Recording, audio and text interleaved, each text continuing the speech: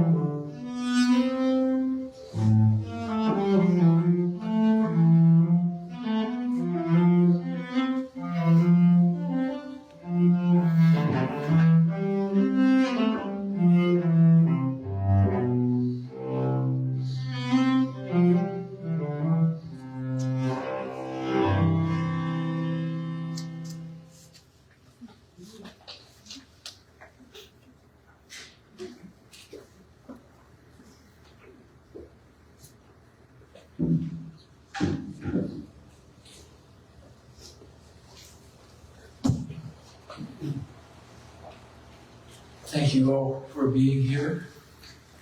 We should like to begin by acknowledging that we are in Mi'kmaq, the ancestral and unceded home of the Mi'kmaq people. And of course, we're all happy to see so many joining together, both in person here and virtually, to celebrate Andrew and share what he meant and still means to us. After Mary and I say a few words, it would be great to hear any tributes, stories, or words of our dear, amazing, sometimes perplexing, or even immutable big brother and me species. Okay, so where do we start? Andrew and I. So, well, from my earliest years in recollection and onward, Andrew remains an impressive figure whom I looked up to, though his view upwards sometimes felt obscured. I gradually learned that in addition to me self-evidently lacking his enlightenment, Andrew didn't always appreciate the challenge others had in following the wonder of it all. His trust that I would know and understand was disarming even back then. That he was different, and that me and many others became even clearer when the sibling sample size increased to 2 each. Andrew loved explaining what things were called, how they worked, including the contents of the hall cupboards in every detail. Mary was precociously effective in communication, including how she felt, how we should have fun together, and where Mom hid the cookies. But Andrew being different in no ways meant being difficult or hard on his sometimes distracting or disturbing younger bro. Isn't it time for wee Jamie Duncan to have his nap? Was apparently a question often raised. Then there was that exciting Christmas day when Andrew and I each received an Etch-a-Sketch. For all you post-boomers and Gen Xers, this was like a prehistoric iPad. Within a few minutes, mine was somehow broken. It was a cracked screen, so I tried to wrestle Andrew's Etch-a-Sketch away, biting him in the stomach out of desperation. Our parents should have realized how addictive these things were. Luckily, I found some focus and clarity in playing music, so even that didn't spare Andrew from his bro entirely, like the year I moved into his living room art studio in London, England, learning to play the cello and find some semblance of adulthood. So Andrew and art, Andrew, and of course Mary also played music, did many things, but Andrew was more fervently drawn to a series of other hobbies before his teens, as many of you know and has written in his tribute. First, he collected and catalogued rocks and minerals, microscope, junior scientist, and shells, coins, and at last creating arts, and the floodgates opened. As his tribute mentions, and many of you know, Andrew loved to combine these terms and concepts from many sources, from the empirical to sublime to the ridiculous. We have a few of his self-published books above on display, and some of these, maybe not the ones there, have all of these things, sublime to the ridiculous, in spades, literally in the case of the laminated pages, with playing cards bought on eBay, secondhand from Las Vegas casinos.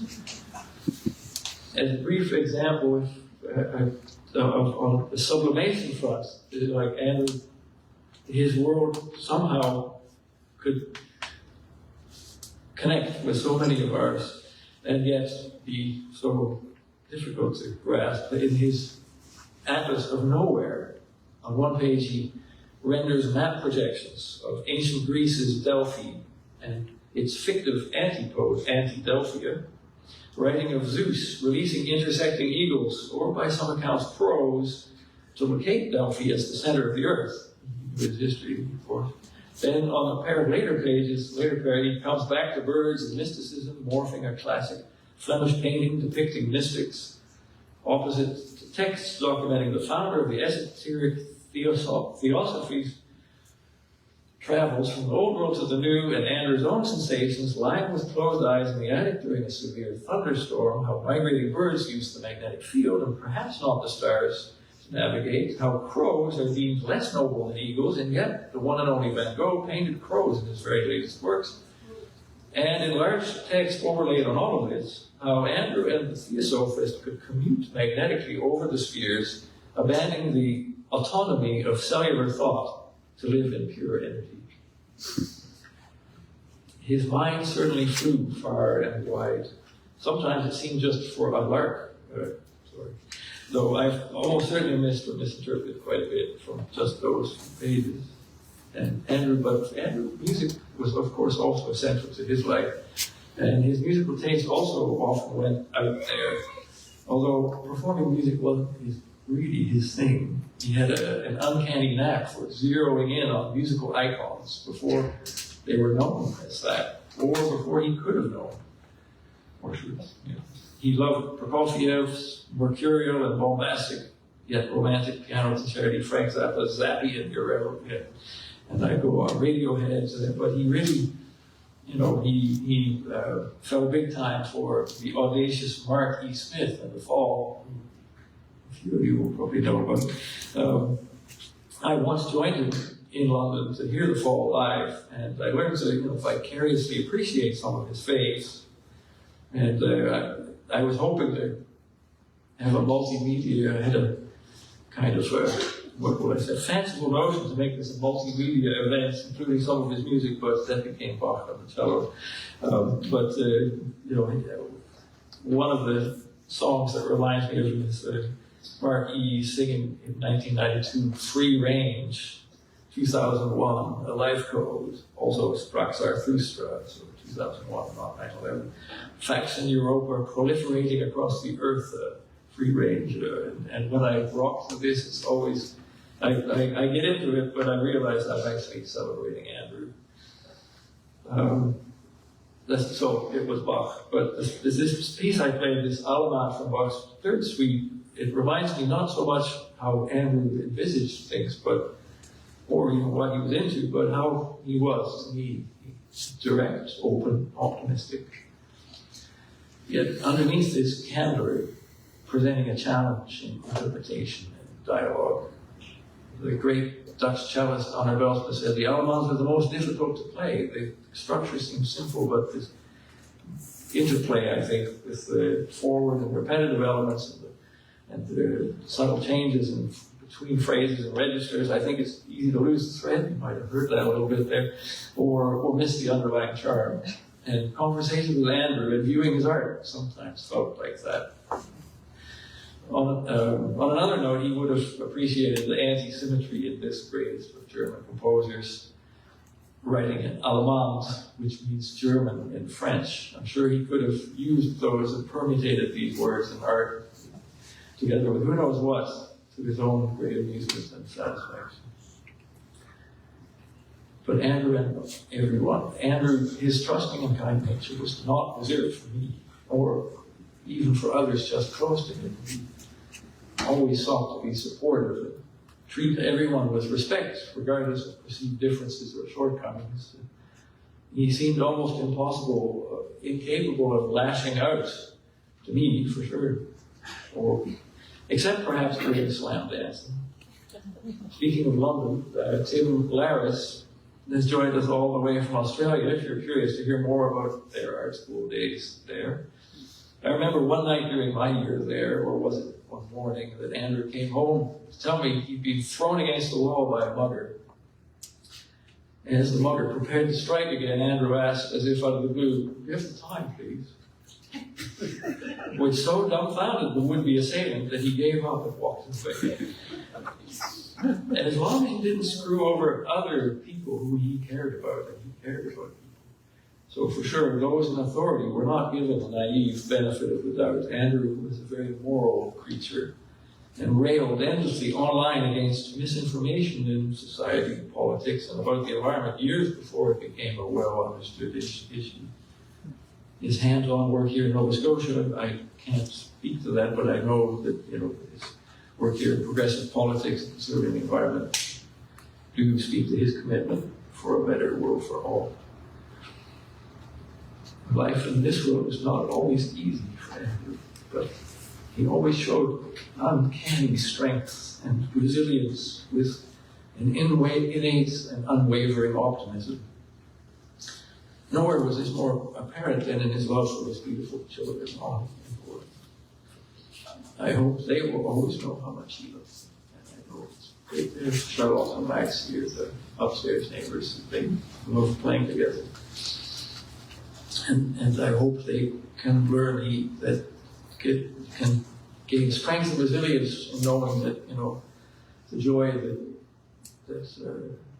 they gave him and all that they can be. And he always talked about all of you children with such pride and joy. He also dearly loves his nephews, Arthur, Lucas, and Jacob, practicing his own unique style of uncling, with a less clear emphasis on the sublime than the ridiculous, and a focus on animated and invented animals, such as crazy chihuahuas and Manx cats, missing leopards, and unexpected groundhogs. Over the last year, we didn't keep in touch regularly, but I was encouraged to see things kicking in for Andrew after weathering the pandemic and losing our parents, which he really took to heart. His work at the post office gave him a better foothold, financially as well as a place with good people to connect with, away from his home and home office setting. And dreamed big and was always looking forward to developing his art, to providing more for his kids and equip them with the best rides possible. We're talking both their personal bikes and a modular triple bike, of course. So yeah, this was not the plan, not a fair shake. Andrew, he lives on indelibly immediate, but has left an indelible hole. But I know that I'm all the better for how he tread his own path, was true to himself and to others, and especially for his belief in me and so many. Whether he was near or far or stomach bitten, shine on, bro. I know that you are way brighter than any clouds you can deter. I hope his projections will continue to be seen by many others, share his diverse, fascinating, and caring perspectives.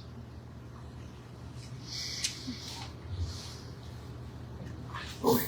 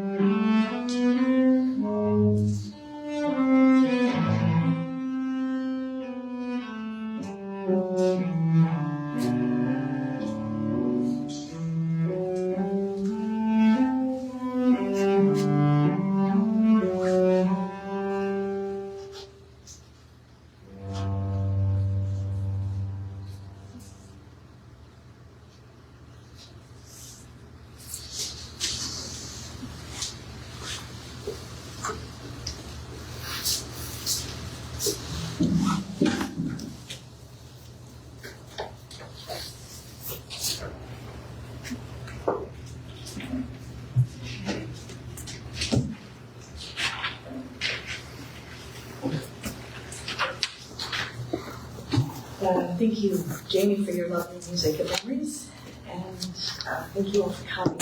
I'm going to get through it. Stick with me.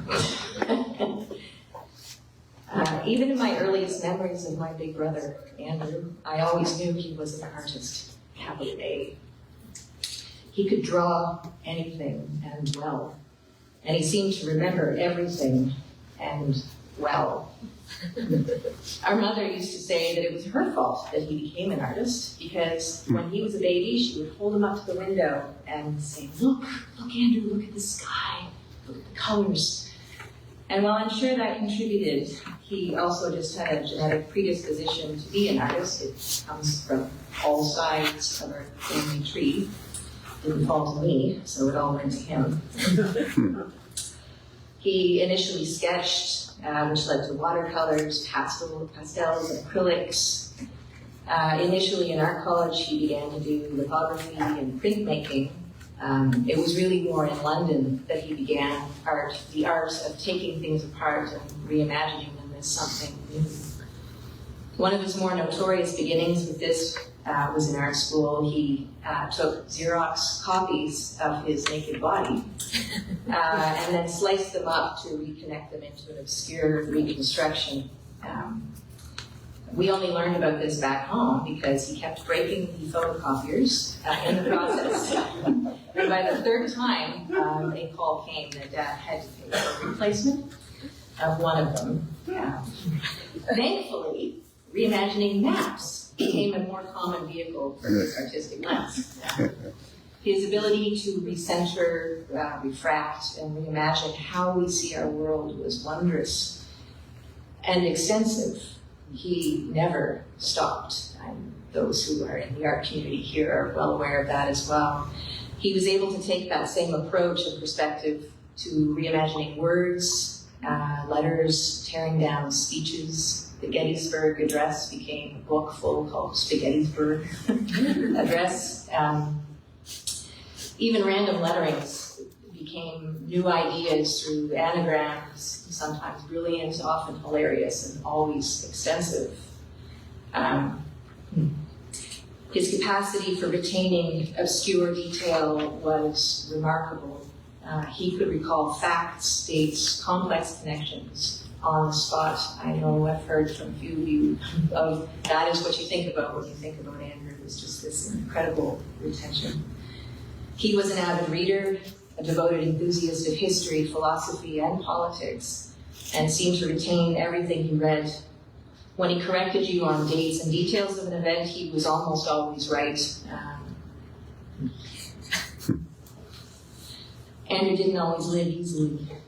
And maybe this instinct to always break things down into their parts meant he couldn't always see that so-called normal path that we're supposed to be on. He was an artist, capital A, and in many respects, he approached everything in his life that way. But what was always intact was his fundamental kindness and his continuous belief in other people's kindnesses. Over these past 9 weeks, the description most often shared with me about Andrew was that kindness and generosity to fellow artists, to cyclists, to co-workers, anybody, the lady at the post office where he would pick up his books. Andrew was open, kind, and always willing to give his time. Even when he was frustrated, even when a little lost, he was always able to stay gentle. And that gentleness extended to the love he showed his nephews, including my boys. They called him Uncle Mike because he was so often seen wearing the Mike helmet. Andrew referred to them as the unexpected groundhogs because they used to like to pop up under the table beside him laughing. Oh, unexpected groundhogs. Seeing Uncle Mike was always a highlight when we would drop over to my parents' house. And they would immediately bound up the stairs to the attic to make sure Andrew was home. He introduced them to Shaun the Sheep videos and would play with Lego. And he was so impressed by the 5 young men you have all become, including Arthur. But most of all, Andrew loved his own kids, Soren and Ani. He was devoted and loving father. He was committed to making their lives better. He was proud of them both, and his love will stay with them and be in their hearts always. And for me, Andrew will always be my big brother, and I am heartbroken over his broken heart. Sorry. The day I found him, I was so distraught, and I was so afraid that he may have suffered. I know now that didn't happen, and then his passing was immediate. But in those short days before I knew what happened, one memory kept coming back to me from when I was small, 3 or 4. Mom had left us for about an hour or so when Andrew was in charge. And I was upset for whatever reason, big tears, look at me now, rolling down my face. And Andrew took me to his room, and he had me put one of my tears on him. microscope inside. And he put it under this precious microscope that I was never allowed to look at. And he said, look, Mary, these are your tears. Look how amazing they are, and how unique. And I looked, and he turned my sadness into wonder. And recalling that in those terrible days somehow relaxed me and made me feel safe again. And that memory anchors me now. Andrew was so much more than that last horrible moment. He was someone who could turn anything into something new and wondrous and worth exploring. And I'm going to miss him. So, all good. But we'd like to open up the floor now to anybody who wishes to come up and say a few weird words or share any memories. Make it happier, because I've really brought the temperature down here, and I apologize. He would not forgive me for that. So we can share that, and then we can just share this beautiful space and beautiful morning together. Thank you.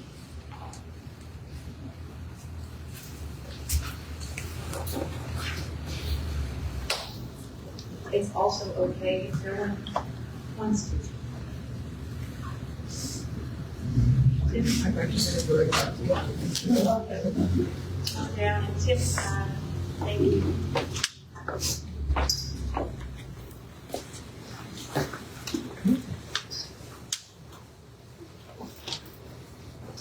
So I met Andrew when I was at our college, and it's probably about the second year of our college, and he just quickly became a really close friend, and he was just so funny.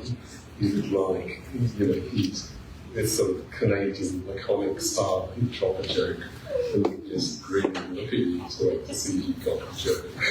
So he was very unusual commodity in our art school, which is quite diverse, but he's a fantastic, very, really interesting artist. And he came to, a bit like the way Jamie came to sleep on his fourth floor in London. Andrew came to our one-bedroom flat and slept on our floor for what was supposed to be a few days, ended up being a few weeks. And we decided collectively that we would need to move into a bigger apartment, which was in fact a squat. So we managed the transition from appallingly bad, small rental apartments into the squat accommodation. And we just had so much fun. It was such an interesting person to live with. And I just regret not keeping in closer contact with him over those sorts of, in the intervening years. We'd talk on Facebook and have chats. And I tried to get him to come and visit me in Australia. But it was just such a sudden shock when he died. And I think, I probably understand a little bit more about his artwork now, looking back on it, because it has so many Easter eggs buried in it. It's so funny. It's so worth revisiting.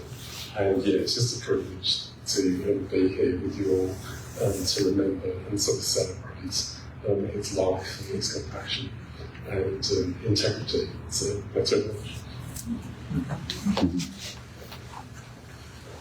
Nice.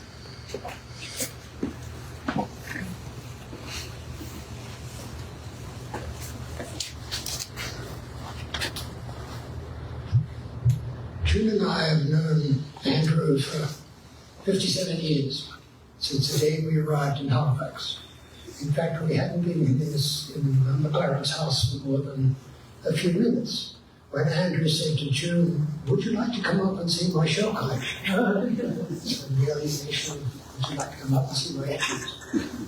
Anyway, the collection, I can't remember how it was organized, whether by species, or by family, or by size, or by shape, or by color, or by the number of stripes. But all of those aspects characterize the mature Andrew as an artist.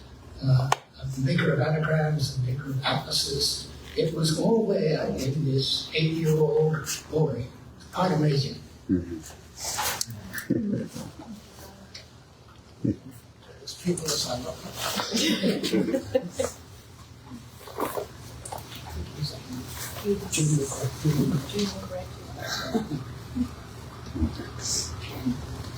And that's fine, because I think what we're doing here and what we've been doing all morning, and I hope we continue to do, is talk amongst ourselves about him. So,